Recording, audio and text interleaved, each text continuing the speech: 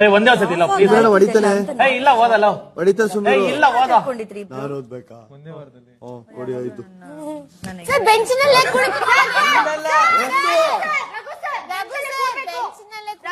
ಅಲ್ಲೇ ಕೂತ್ಕೋಬೇಕು ಹಲೋ ಎದ್ರು Raghu sir please ಸರಿ ನಾನು ನಂದೇ ಓದ್ತೀನಪ್ಪ ನಂತರ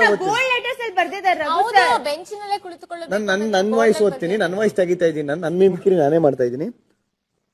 ಮನೆಯ ಎಲ್ಲಾ ಸದಸ್ಯರ ಸಮ್ಮುಖದಲ್ಲಿ ಸ್ಪಂದನ ಈ ಪತ್ರ ಓದಬೇಕು. ಸ್ಪಂದನ ಇದೇನು ಓದು ಸ್ವಲ್ಪ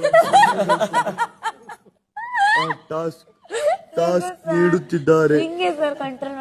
ಮನೆಯ ಬೆಡ್ರೂಮ್ ಹೊರತುಪಡಿಸಿ ಎಲ್ಲೆಡೆ ಸೂರಜ್ ಒಂದ್ ಸ್ವಲ್ಪ ಮೆಣಸಿನಕಾಯಿ ಕಟ್ ಮಾಡ್ಕೊಳ್ಳಿ.